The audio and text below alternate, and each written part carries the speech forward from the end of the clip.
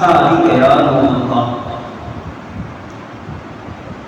نویت سنت اعتبار اللہ پاک کے آخری نبی رسول ہاشمی صلی اللہ علیہ وآلہ وسلم کا فرمان عالی شان ہے صلاۃ علی محرزۃ للدعاء ومرضاۃ لربکم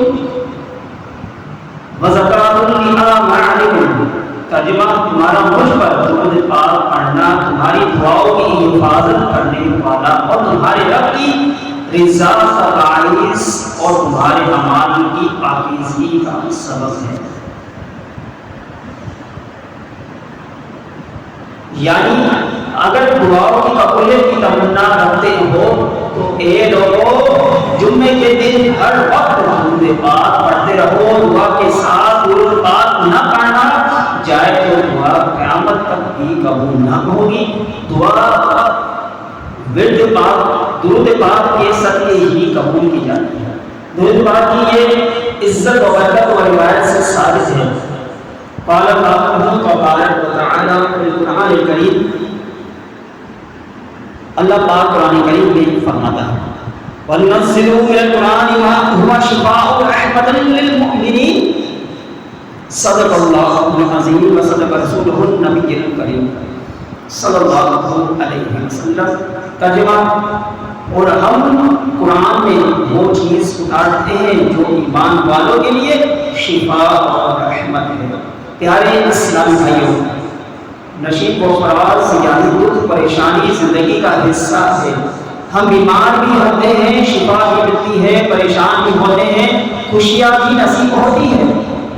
زندگی کا سفر میں مشکلات بھی آتی ہیں، آسانیاں بھی ملتی رہتی ہیں۔ امت مسلمہ کی 1500 سالہ یہ ایک روایت ہے جسے اب ہم کافی حد تک فراموش کرتے چلے جا رہے ہیں۔ وہ روایت ہے دکھ درد پریشانیوں اور مصیبتوں میں اللہ پاک کے ساتھ لو لگانا، ورد وظیفے اور روحانی علاج اپنانا۔ پیارے آقا مکی مدنی مصطفیٰ صلی اللہ علیہ وآلہ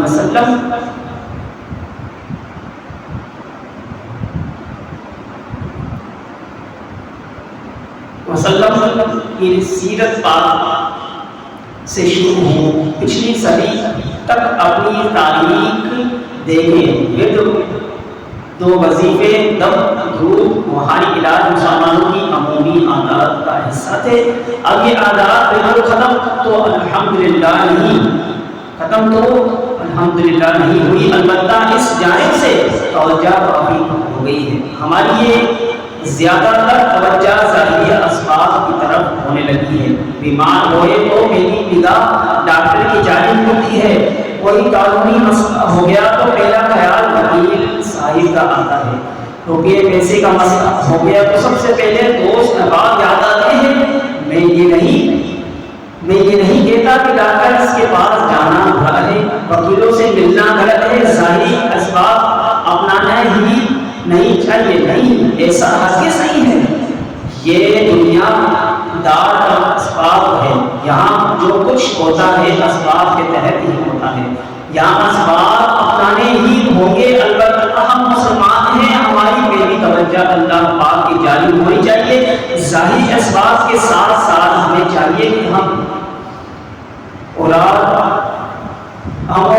وظائف کی بھی کریں، بیماریوں پریشانیوں دکھ اور تکلیفوں کے روحانی علاج بھی کیا کریں۔ انشاءاللہ قول کریم برکتیں نصیب ہوگی۔ اللہ پاک قرآن کریم میں فرماتا ہے وَنُنَزِّلُ مِنَ الْقُرْآنِ مَا هُوَ شِفَاءٌ وَرَحْمَةٌ لِّلْمُؤْمِنِينَ۔ ترجمہ ہم قرآن میں وہ چیز اتارتے ہیں جو ایمان والوں کے لیے شفا اور رحمت ہے۔ ایک مقام پر فرمایا قُلْ هُوَ لِلَّذِينَ آمَنُوا هُدًى وَشِفَاءٌ، تم فرماؤ وہ ایمان والوں کے لیے ہدایت اور شفا ہے۔ حضرت عبداللہ بن عباس رضی اللہ تعالیٰ عنہ نے فرمایا قرآن کریم ہر مرض سے نجات دلانے والا ہے۔ معلوم ہوا قرآن کریم جس طرح ہدایت کا سر چشمہ ہے، جس طرح دلوں کو زندگی بخشتا ہے، یوں ہی اس میں جسمانی بیماریوں کی شفا بھی موجود ہے۔ بلکہ اللہ پاک کے آخری نبی رسول ہاشمی صلی اللہ علیہ وآلہ وسلم نے فرمایا خیر دعا القرآن، یعنی بہترین دوا قرآن کریم ہے۔ سبحان اللہ، میڈیکل کی دواؤں کا اپنا اثر ہے، طب یونان کی جڑی بوٹیوں کا اپنا اثر ہے، ہومیوپیتھی کے نسخوں کا اپنا اثر ہے سب، بلکہ دنیا کی تمام تر دواؤں میں سب سے جو بہترین دوا ہے وہ قرآن کریم ہے۔ امام رازی رحمۃ اللہ علیہ نے تفسیر کبیر میں بڑی خوبصورت روایت لکھی، فرماتے ہیں ایک مرتبہ اللہ کے نبی حضرت موسیٰ کلیم اللہ علیہ السلام کے پیٹ میں درد ہوا۔ اللہ نصیب دیکھیے، ہم درد ہو تو ڈاکٹر کے پاس جاتے ہیں، مگر حضرت موسیٰ علیہ السلام کی شان و عظمت کیا کہنے، آپ کو درد ہوا تو وہ کوہ طور پر حاضر ہوئے، اللہ پاک کی بارگاہ میں عرض کیا مولا پیٹ میں درد ہے، ارشاد ہوا اے موسیٰ جنگل میں جائیں اور اللہ جڑی بوٹی کھا لیجیے۔ حضرت موسیٰ علیہ السلام جنگل میں پہنچے، جڑی بوٹی حاصل کی، کھائی اور آرام آ گیا۔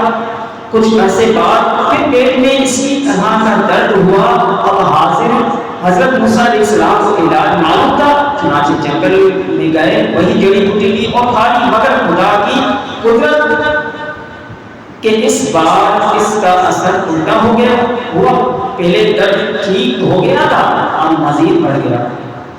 بڑی حیرانی ہوئی، حضرت موسیٰ علیہ السلام پھر کوہ طور پر حاضر ہوئے، بارگاہ الہی میں عرض کیا مولا معاملہ سمجھ نہیں آیا، پہلے جڑی بوٹی کھائی تھی تو آرام آیا تھا، اب کھائی ہے تو درد میں اضافہ ہو گیا، یہ معاملہ کیا ہے؟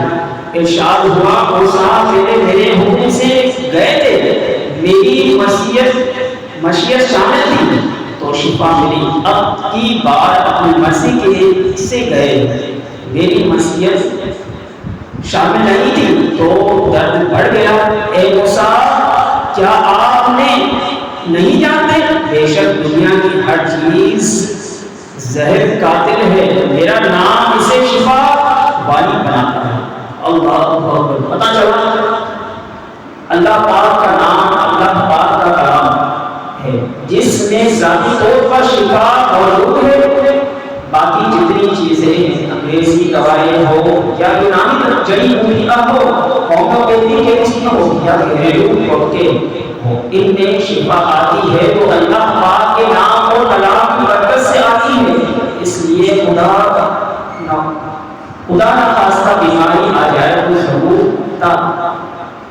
ضرورت ڈاکٹر کے پاس ضرور جائے، مگر اس کے ساتھ ساتھ روحانی علاج کا بھی سلسلہ ضرور ہے، اور قرآن اور مذاہب بھی ضرور پڑھیں، انشاءاللہ ان کریم برکت نصیب ہوگی۔ پیارے اسلامی ضرور دیگر دوائیں تو تب اثر کرتی ہے جو آدمی بیمار ہو جائے، ظاہر ہے بخار آیا تب آدمی ڈاکٹر کے پاس جائے گا، گھنٹے 2 گھنٹے 1 دن 2 دن اس سے بخار چلنا ہوتا ہے، تب جا کر دوائی کا اثر کرے گی۔ اور قرآن و مذاہب اور روحانی علاج کی ایک برکت یہ بھی ہے کہ ان کے ذریعے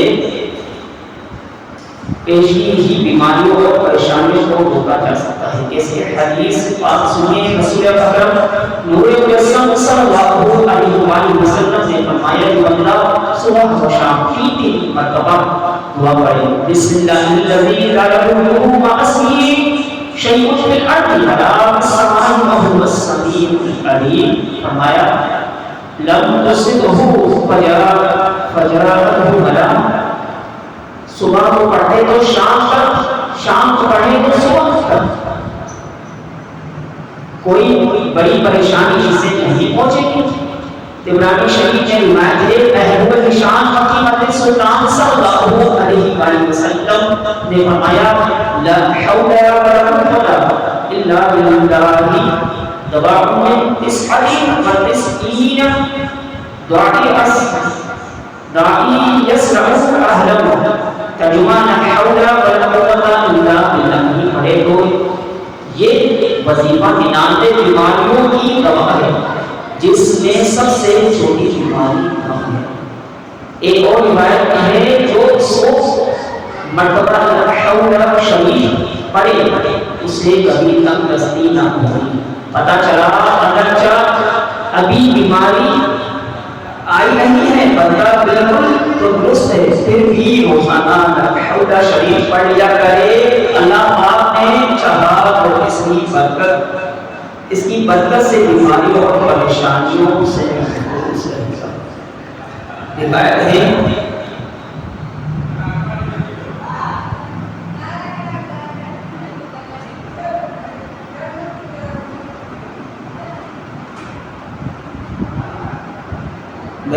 پیارے اسرائیل بھائیوں، ہمیں روحانی علاج کا ذہن بنانا چاہیے۔ یاد رکھیں روحانی علاج یعنی دم کرنا، ورد وظائف پڑھنا ہمارے پیارے آقا مکی مدینہ مصطفیٰ صلی اللہ علیہ وسلم کی پیاری پیاری سنت ہے۔ ہمارے آقا صلی اللہ علیہ وسلم جو طبیبوں کے طبیب ہیں، ساری اسباب کے ساتھ ساتھ بھی علاج فرمایا کرتے تھے، اس کے ساتھ ساتھ روحانی علاج بھی فرماتے تھے۔ مسلمانوں کی ان کی جان حضرت عائشہ صدیقہ رضی اللہ تعالی عنہا فرماتی ہیں رسول اکرم نور مجسم صلی اللہ علیہ وسلم کے اہل خانہ میں سے جب کوئی بیمار ہوتا تو آپ صلی اللہ علیہ وسلم موضوعات یعنی سورۃ فلق اور سورہ ناس پڑھ کر اس پر دم کرتے تھے۔ بخاری مسلم میں روایت ہے کہ جس کا خلاصہ مشہور ہے کہ ایک مرتبہ 30 صحابہ علیہ رضوان سفر پر تھے، راستے میں ایک مقام پر ایک شخص نے آ کر صحابہ کرام علیہ رضوان سے عرض کیا ہمارے سردار کو بچھو نے کاٹ دیا ہے، کیا آپ کچھ کر سکتے ہیں؟ ایک صحابی رضی اللہ تعالی عنہ نے فرمایا ہاں میں دم کر دوں گا۔ چنانچہ وہ صحابی رضی اللہ تعالی عنہ نے اس شخص کے ساتھ گئے اور سورہ فاتحہ پڑھ کر مریض کو دم کیا، جس کی برکت سے مریض ٹھیک ہو گیا۔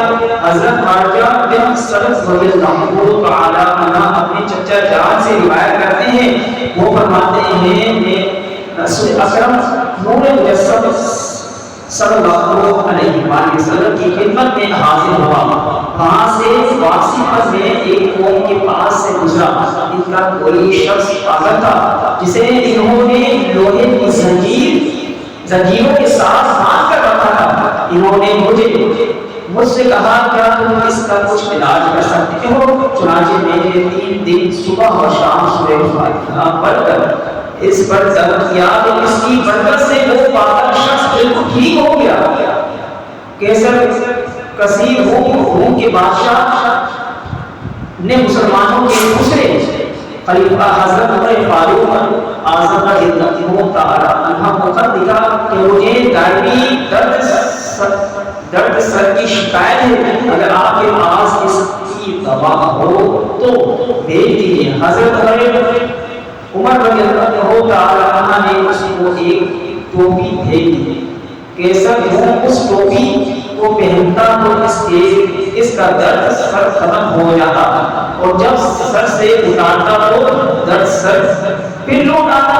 اسے بڑا تعجب ہوا، آخرکار اس نے اس ٹوپی کو ادھیڑا تو اس میں سے ایک کاغذ ملا جس پر بسم اللہ الرحمن الرحیم لکھا تھا۔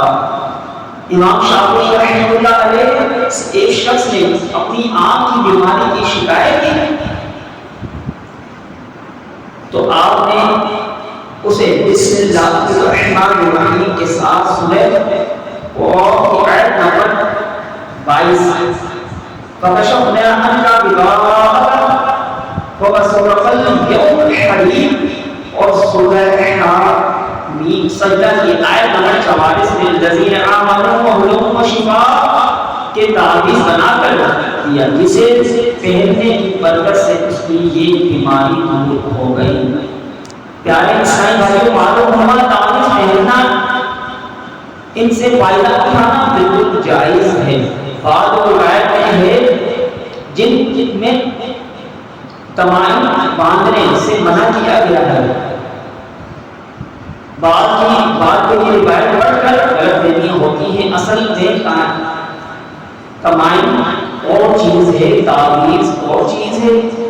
زمانہ جاہلیت میں یہ مسلم اپنے چھوٹے جھوٹے خداؤں کے نام اور شرکیہ الفاظ وغیرہ لکھ کر گلے میں ڈالتے اور مختلف طریقوں سے استعمال کیا کرتے تھے۔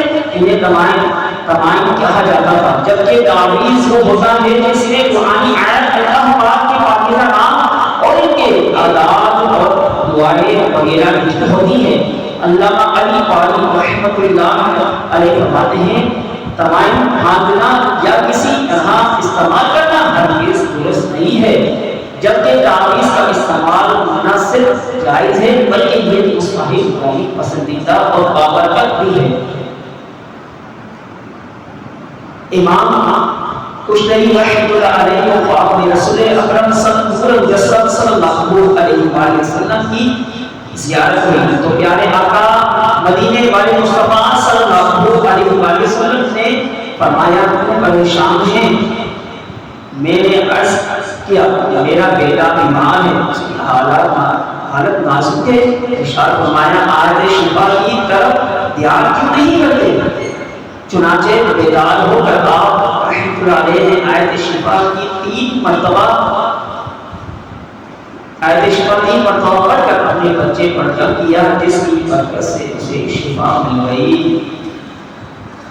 پیارے اسلامی بھائیوں، آیت شفا جن کا اس واقعے میں ذکر ہوا وہ یہ ہے، سورہ توبہ آیت نمبر 14، وَيَشْفِي صُدُورَ قَوْمٍ مُؤْمِنِينَ، سورہ یونس آیت نمبر 57، وَشِفَاءٌ لِمَا فِي الصُّدُورِ وَهُدًى وَرَحْمَةٌ لِّلْمُؤْمِنِينَ، سورہ نحل آیت نمبر 69، فِيهِ شِفَاءٌ لِّلنَّاسِ إِنَّ فِي ذَلِكَ لَآيَاتٍ لِقَوْمٍ يَتَفَكَّرُونَ، سورہ بنی اسرائیل آیت نمبر 82، وَنُنَزِّلُ مِنَ الْقُرْآنِ مَا هُوَ شِفَاءٌ وَرَحْمَةٌ لِّلْمُؤْمِنِينَ وَلَا يَزِيدُ الظَّالِمِينَ إِلَّا خَسَارًا، سورہ شعراء کی آیت نمبر 80، وَإِذَا مَرِضْتُ فَهُوَ يَشْفِينِ، سورہ حمیم سجدہ آیت کی 44، قُلْ هُوَ لِلَّذِينَ آمَنُوا وَهُدًى وَشِفَاءٌ، اے عاشقان رسول، قرآن کریم جہاں سے بھی پڑھیں اس کی برکتیں ہی برکتیں ہیں۔ میں البتہ علماء کرام نے احادیث کی روشنی میں اور اپنے تجربے سے قرآنی صورتوں کی الگ الگ تاثیر بھی بیان فرمائی ہے۔ آئیے سنتے ہیں۔ سورہ فاتحہ 100 مرتبہ پڑھ کر جو دعا مانگی جائے قبول ہوتی ہے۔ سورہ بقرہ کی تلاوت سے شیطان گھر سے باہر جاتا ہے۔ آیت الکرسی پڑھنے سے متعلق دور ہوتی ہے۔ سورہ کہف کو ہمیشہ پڑھنے والا جال کے فتنوں سے محفوظ رہتا ہے، دجال کے فتنوں سے محفوظ رہے گا۔